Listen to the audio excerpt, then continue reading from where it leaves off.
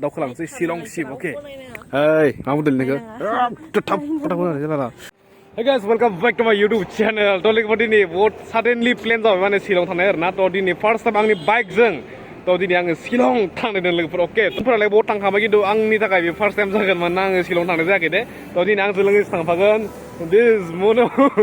Time आंनि जि feelings बेजों लोगोसे नोंथांमोननो शिलंनि मोननैसो मोजां भिउ देखायनो थाखाय लोगोफोर आं नाजासै दे तो नालांथानो जाबाय ओके लोगोफोर तो थावखौ फुल सोना लाखाबाय गासै 1600नि थाव जादों फुल खालामनायाव नै full tour. Let's go to Shillong. To Shillong बिनिफ्राय मथा-मथि 71 दं आरो किल'मिटारा तो निया थावा एसे दामा खम दै 75 माबा सामथिं दङ ना ओके तो थांनोसै शिलंआव बोरै फार्स्ट टाइम ना नोंबो बेटेयाव फार्स्ट टाइम थांगासिनो दिनै दे लादो लोगोफोरनि बेनो जाबाय इन्डियानि one of the most beautiful road बेखौ आं बुङाखै प्रायानो बुङो बेखौ माने गोबाङानो बुङो तो नायलांबानो जाबाय तो दिन देखायलांगासिनो शिलंनि मोननैसो बहुत beautiful जायगानि जामा दोङो ए टयलेट सोलै अके लोगोफोर दायो जोङो सहैनोसै आरो दंबावो 50 किल'मिटार तो नोंथांमोना शिलं फैनोबा दासान्दि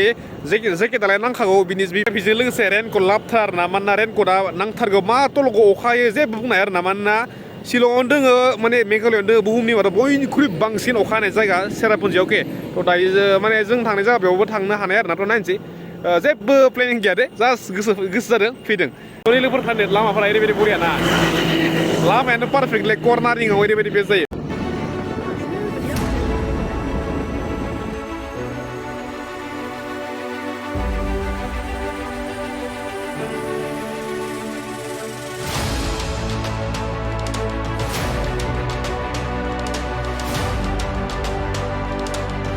जों नै सहैनोसै उमियाम लेक तो नियाव एसे फट' थिखाङोनो बेटिया तो बेनिखाय एसे लाखिनाय जाबाय आरो ना बहुत मोजाङै लोगोफोर जों नै सहैबाय जोंनि फार्स्ट भिजिट प्लेस दिस इज गाइस उमियाम लेक बहुत नुयोमोन फेसबुक इउटुबाव तो दिनैसो नै फार्स्ट टाइम हाय लोगोफोर नै ओरैबायदि समायना जायगा लोगोफोर नै नैबेनि जाहैबाय उमियाम लेक नै फार्स्ट टाइम फैबाय आरो ना फैना बोरै नांखो बेटि गस्ला बायनायगोन हाला खालामबाय थादों मा जागोन नों गाहामसो मोननांगौ शिलंआव लाबोदों नोंखौ आं दा लोगोफोर नै ओरैबायदि सान्थि फ्रेस जागाना उमियाम लेक दे माबा मोनसे हान्थि नांबाय गोसोखौ फैनानै एसे दैखौ दांनोसै बिराद निला बेनि दैया आयै गुसु फै लोगोफोर दायो जों बे जायगानिफ्राय भिडिअ लानोसै तो गोबां फट' थिखांबाय तो नोंथांमोना फेसबुक एबा इन्सटाग्रामखौ आंनिखौ फल' खालामना लाबानो जाबाय आरो ना तो बेयाव आं एगारगोन दे तो गोरबो खुंगुर फेसबुकआवबो इन्सटाग्रामावबो अके तो दायो जों दावखोलांसै शिलंसिम अके hey मा बुंदों नोङो थाब जाला फायना फैसा लस खालामगासिनो दे स्टार्ट बे बावगारबाय लोगोफोर दायो जों सहैबाय शिलंआव फाइनालि सहैबाय तो मा बुंनो आरो ना दिनै बन्द'नो जों मिथियामोन देवबारै बन्द' जायोनो माने देवबारै फुङाव खुला जायोनो आरो तो लोगोफोर नोंथांमोना लाबानो जाबाय शिलंनि टाउनफोरखौ नै जोंनिया केमेरामेना देखायगासिनो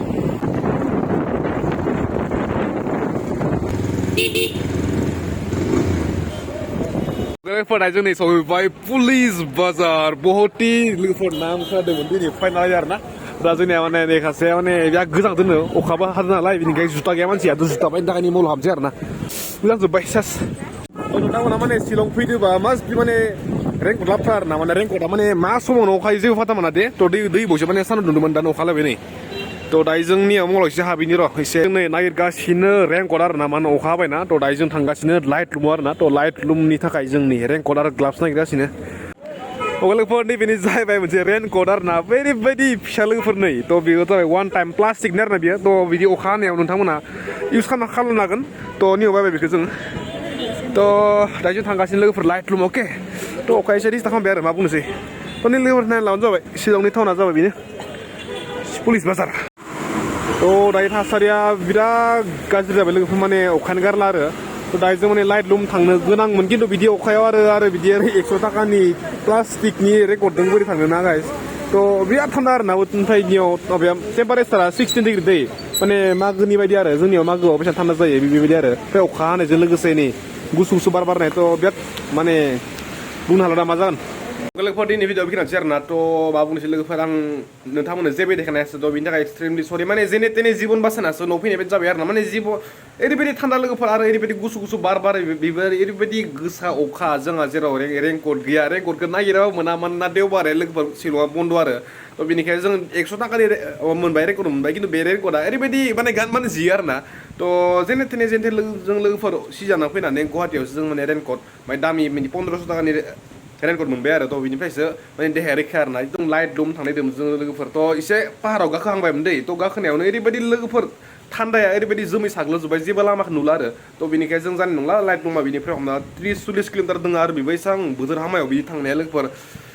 जाया फाग्ला जागोन आरोना थ' लोगोफोरा आं नेक्स्ट खेबसे थांबावगोन जाय समाव अखा हाया थ' बेयाव थांनानै लोगोफोरा आं शिलंआव मा जागा दं गासैखौबो 1 विकसो टाइम लानानै गासैखौबो आरोना बेरायजोबनानै फैगोन आं बिदि सानदों आरोना थ' नै अखाया दाबो गारला आरोना नै आं दायो न'आव मोनफैबाय दाबो गारला शिलंनिफ्राय जि हानाय अखा गुवाहाटियाव बिदि हानाय अखा दाबो सानथाम जाबाय लोगोफोरा एकिलिन्ट्रिया साननै जाबाय अके थ'